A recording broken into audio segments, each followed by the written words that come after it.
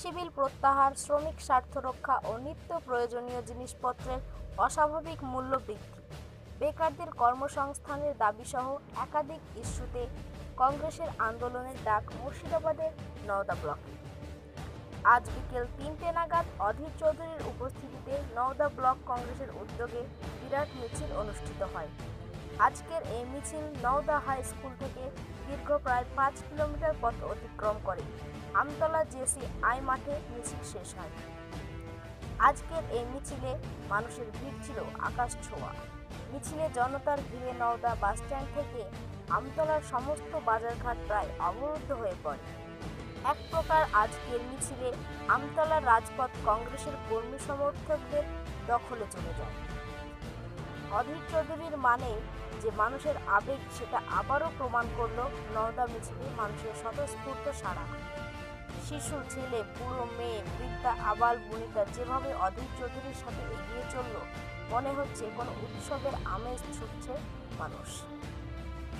এ যেন আবেগের বাঁধ ভেঙেছে মানুষের তাদের প্রিয় নেতাকে কাছে পেয়ে। চলুন দেখে নিই আজকের মিছিলের কিছু অংশ, তারপর দেখাবো মিছিলের শেষ। অধীর চৌধুরী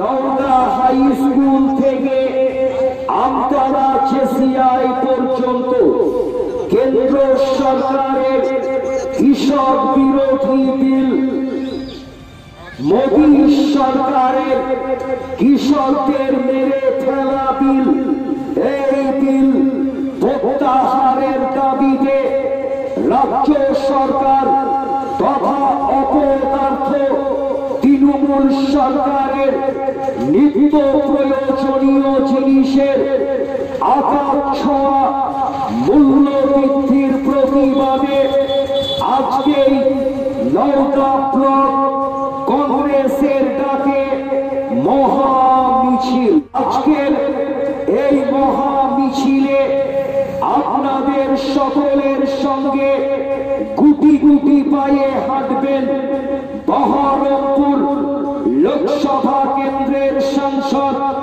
তথা ভারতবর্ষের বিরোধী দলনেতা, পশ্চিম বাংলার প্রদেশ কংগ্রেসের সভাপতি, মুর্শিদাবাদ জেলার সকলের অহংকার, মুর্শিদাবাদ জেলার সকলের নয়নের মণি, সকলের প্রিয় দাদা অধীর রঞ্জন চৌধুরী। কেন্দ্র সরকার তথা পশ্চিম বাংলায় যে সাম্প্রদায়িক বিজেপি খুন সন্ত্রাসকারী তৃণমূলের বিরুদ্ধে দিদি আর মোদির বিরুদ্ধে লড়াই করার একমাত্র সাহসী নেতা মুর্শিদাবাদ জেলার একজনই দাদা অধীর রঞ্জন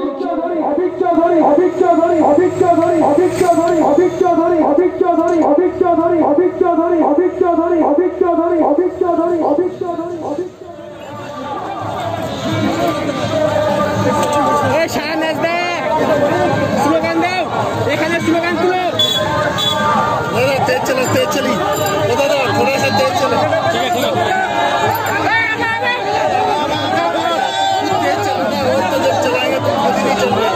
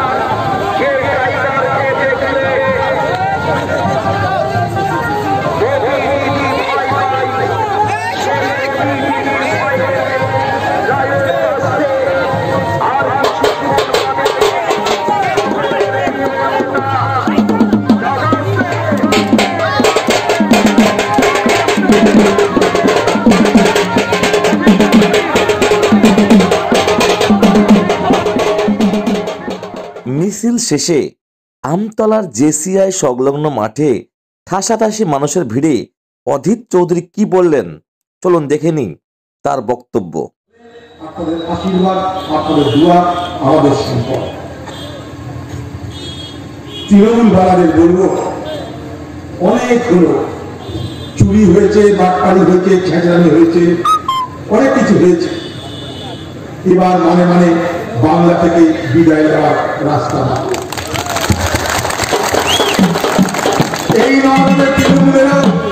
নওদায় তৃণমূলের সভা হয়েছে, তৃণমূলের মিছিল হয়েছে, কিন্তু সেই তৃণমূলের মিছিলের সঙ্গে কংগ্রেসের মিছিলের ফারাকটা কেমন? আম আর আমরার মতো। যদি কংগ্রেসের মিছিল আম হয়, তৃণমূলের মিছিল আমরার মতো, এটাই ফারাক। কারণ আমাদের সঙ্গে মানুষ, তাই সকাল থেকে যেমন বোঝা যায় দিন কেমন যাবে। নওদা রাজ্যের সভা বলছে নওদায় তৃণমূলের বিদায় ঘন্টা বাজবে। বেশি কথা বলবো না, এলাকার মানুষ কয়েকটা কথা আপনাদের বলা খুব প্রয়োজন। আজ পশ্চিমবঙ্গে খুব পরিকল্পিত ভাবে আমাদের সমাজকে বিভাজন করার প্রচেষ্টা চলছে। এই বিভাজনের রাজনীতি বিজেপি করছে, এই বিভাজনের রাজনীতি মমতা ব্যানার্জি করছে। মানুষের কথা কেউ বলছে না। শিল্প নেই কেন, তার কোনো গল্প নেই। রুটি নেই কেন, রুটি নেই কেন, চাকরি নেই কেন, তার কোনো কাহানি নেই। বাজারে জিনিসপত্রের দাম আগুন হয়ে যাচ্ছে কেন, মানুষের ধরাছোঁয়ার বাইরে চলে যাচ্ছে কেন, বাজারে গেলে মানুষের পকেট ফাঁকা হয়ে যাচ্ছে কেন, তা নিয়ে কোনো আলোচনা নেই। আমাদের ঘরের বিদ্যুতের বিল মাসের পর মাস বেড়ে যাচ্ছে কেন, তা নিয়ে কোনো আলোচনা নেই। জমি রেজিস্ট্রেশন করতে যাচ্ছেন, কয়েক দিন বেশি করে টাকা দিতে হচ্ছে কেন, তা নিয়ে কোনো আলোচনা নেই। কেন বীজের দাম, সারের দাম দিনের পর দিন বেড়ে যাচ্ছে, তা নিয়ে আলোচনা নেই। কেন সেচের দর বেড়ে চলেছে, তা নিয়ে আলোচনা নেই। বাংলার কৃষক কেন ন্যায্য মূল্যে তাদের ফসল বিক্রি করতে পারছে না, তা নিয়ে কোনো আলোচনা নেই। আলোচনা কি? তুমি বড় হিন্দু, আমি বড় হিন্দু। এ বাংলায় হিন্দুত্বের রাজনীতির প্রতিযোগিতা চলছে। বড় সাবধান হয়ে যান বাংলার মানুষ। এই বিজেপি ভারতবর্ষকে ধর্মের নামে বিভাজন করছে, আমরা দেখতে পাচ্ছি। পাশাপাশি বিজেপি চাইছে যে হিন্দুদের পার্টির নাম হোক বিজেপি। তাই বাংলার মানুষ, মুর্শিদাবাদের মানুষ সতর্ক থাকবে, বিচার বিবেচনা বুদ্ধি প্রয়োগ করবে। হিন্দুদেরকে বলা হবে বিজেপির পক্ষ থেকে আমরা নাগরিক আইন এনে দিলাম, এনআরসি করবো, হিন্দু ভয় কিসের তোমাদের? বিজেপি পার্টির নেতা বলছে বাংলাদেশ থেকে উই পোকা ঢুকে গেছে, তাই বাংলা এবং ভারতবর্ষের ভাষা ঢুকে গেছে, তাই আমরা এনআরসি নিয়ে আসবো। আসল কথাটা কেউ কাউকে বলছে না। 1952 সাল থেকে আসামে এনআরসির প্রক্রিয়া চলছে সুপ্রিম কোর্টের তত্ত্বাবধানে। তার পিছনে একটা আলাদা ইতিহাস আছে। স্বাধীনতার পর থেকে এনআরসির প্রক্রিয়া আসামে চলছে। সেটার সঙ্গে হিন্দু মুসলমানের সম্পর্ক নাই। আজ বিজেপি পার্টি সেটাকে হিন্দু মুসলমানের করে দিল। সুপ্রিম কোর্টের নির্দেশে এনআরসি 1952 সাল থেকে চলছে। বিজেপি পার্টি ভোটের সময় কি বলছে? এনআরসি নিয়ে আসবো। নরেন্দ্র মোদী কি বলছে? এনআরসি নিয়ে আসবো। বাংলাদেশিরা বিছানাপত্র সব বেঁধে না, কারণ বাংলাদেশে যেতে হবে। ইঙ্গিত কার দিকে? বাংলার মুসলমানদের দিকে। সবাই সব কিছু বলবে।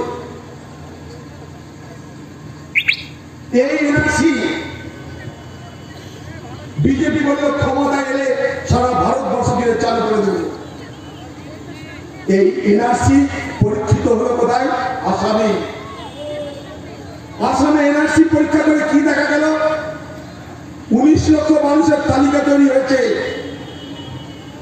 যাদেরকে বলা হচ্ছে তারা বহিরাগত। সেই 19 লক্ষের মধ্যে 14 লক্ষ হিন্দুর নাম। এখন বিজেপি বলছে আসামের এনআরসি ভুল হয়েছিল, আবার পরে করা যাবে, ভোট হয়ে গেছে, কথা কথা নাই, এখানে ভোট আসছে, এসব তত্ত্ব আসবে। বলছে নাগরিক আইন এনে দিব, মুসলমান বাদ দিয়ে সবাইকে নাগরিকত্ব দেব। এ ভারতবর্ষ নরেন্দ্র মোদীর নয়, এ ভারতবর্ষ বিজেপি নয়, এ ভারতবর্ষ সকলে। এ ভারতবর্ষের নাগরিক হওয়ার নির্দিষ্ট আইন আছে। ভারতবর্ষের সংবিধানে কি করে নাগরিক হতে হবে তার ব্যাখ্যা আছে। কেউ ইচ্ছা মতো নাগরিক কাউকে করব আর কাউকে করবো না তা হতে পারে না, কারণ দেশে সংবিধান মোতাবেক দেখতে হবে। এই নাগরিক আইন পার্লামেন্টের সংখ্যার জোরে বিজেপি পার্টি পাস করে নিল।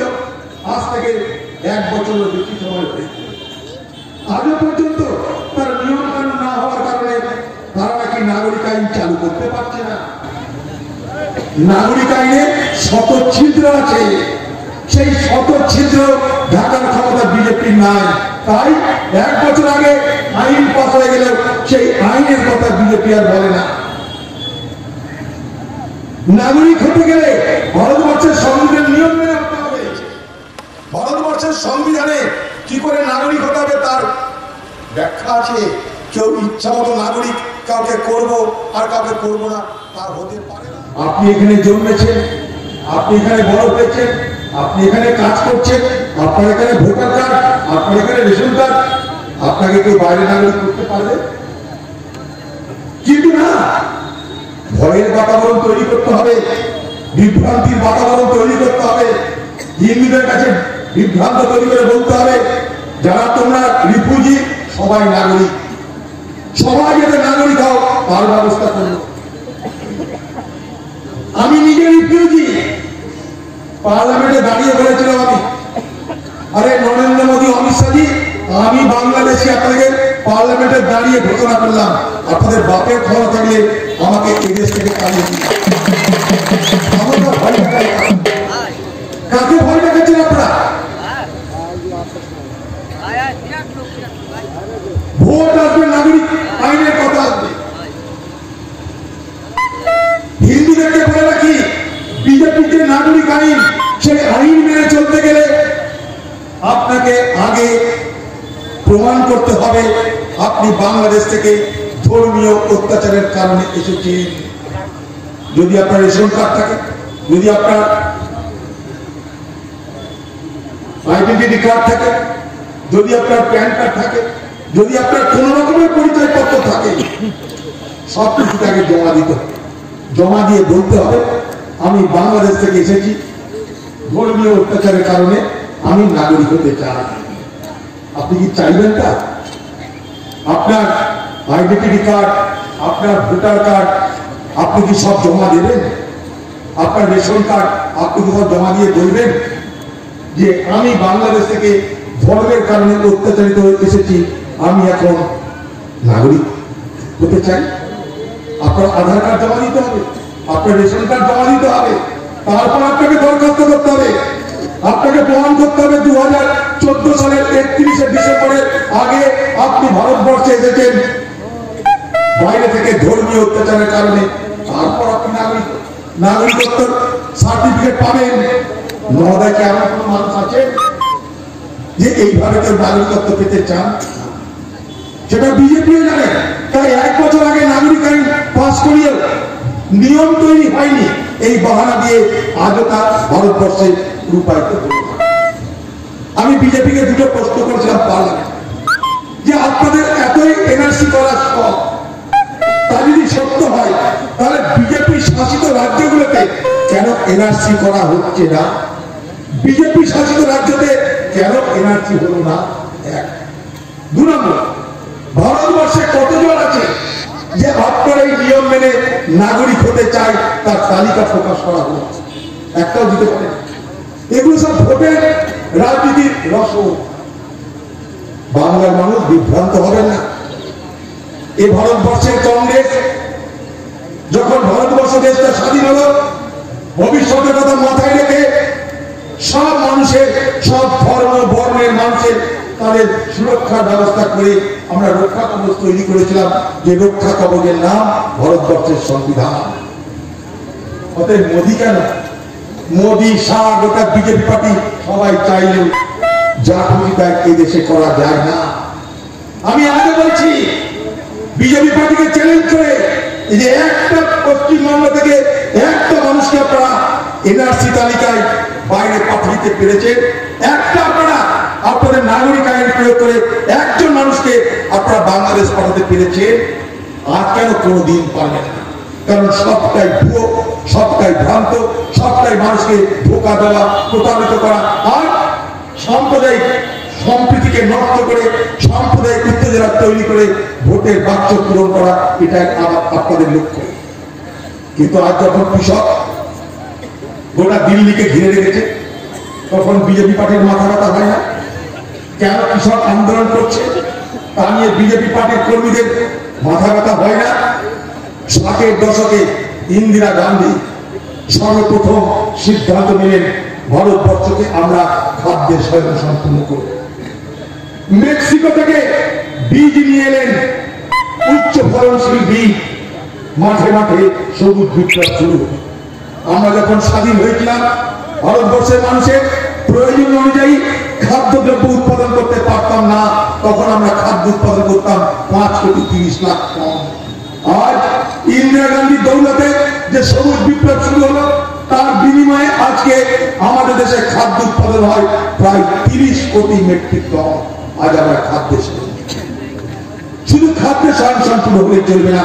ইন্দিরা গান্ধী বললেন ভারতবর্ষের গরিব মানুষকে সস্তায় রেশন ব্যবস্থার মধ্য দিয়ে চাল, গম, চিনি দিতে হবে। এই যে রেশন ব্যবস্থা, এই যে গণবন্টন ব্যবস্থা, এই গণবন্টন ব্যবস্থা সৃষ্টি করলো কে ভারতবর্ষে? তার নাম ইন্দিরা গান্ধী। আজকে বিজেপি পার্টি কি বলছে? বিজেপি পার্টি বলছে এতদিন কৃষকদের যে সুবিধা ছিল সেগুলো বন্ধ করতে হবে। এতদিন কৃষকদের কি সুবিধা ছিল? যেখানে যেখানে সবুজ বিপ্লব হয়েছে, পাঞ্জাব, হরিয়ানা, পশ্চিম উত্তরপ্রদেশ, যেখানে যেখানে সবুজ বিপ্লবের চূড়ান্ত পর্যায়ে পৌঁছে গেছে, সেখানকার ফসল সরকার খরিদ করে নেয়। কৃষককে বলে দেয় তোমার ফসলের এত দাম দেব। এবছর ধানের দাম বলে দিয়েছে 1868 টাকা কুইন্টাল। কৃষক সেই ধান কোথায় বেচবে?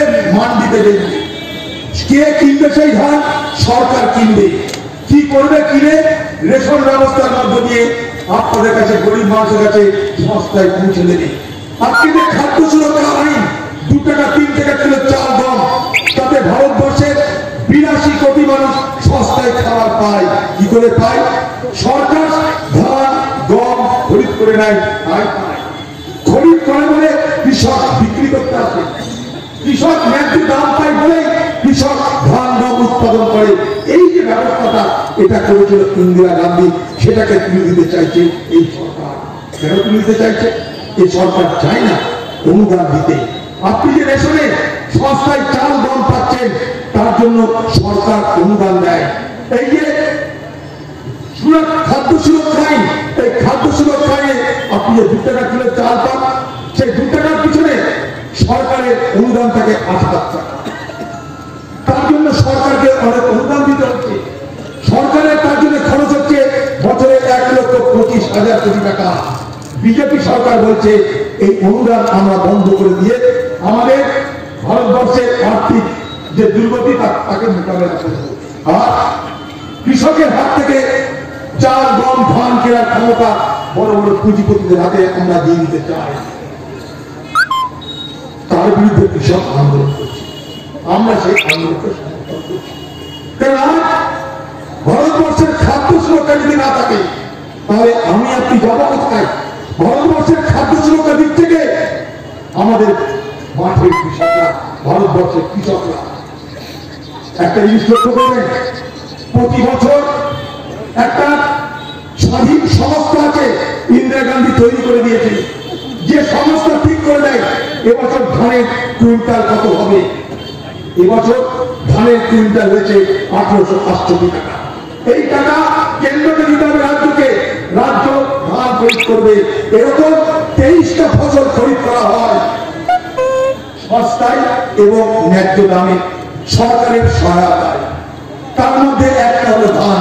এবছর ধানের কুইন্টাল 1868 টাকা এই বাংলায় পাওয়া যায়। এ বাংলায় পাওয়া যায়। এ বাংলায় এছাড়া কোনো গল্প হয় না। এ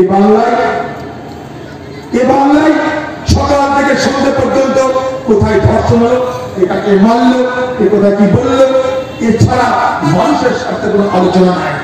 ভোট চলে এসছে, এখন নতুন নতুন আলোচনা আসতে পারে। কিছুদিন আগে বললো দিদিকে বললে সব সমস্যার সমাধান। তো আমি এখানকার মানুষকে জিজ্ঞেস করতে যাই, কতজনের সঙ্গে দিদির কথা হলো? এখানকার লোকে কটা সমস্যার সমাধান হলো? দিদি তো বলে দিল দিদিকে বলো। দিদি বলছে দিদিকে বলো, সঙ্গে সঙ্গে দিদি আবার পিঠে বাড়ছে খুলো আর কানে দিচ্ছে তুলো, বলছে দিদিকে ভুলো। কারণ কোনো কথা হয়েছে বলে কেউ কোনো সমস্যা সমাধান করতে পেরেছেন না। এখন কি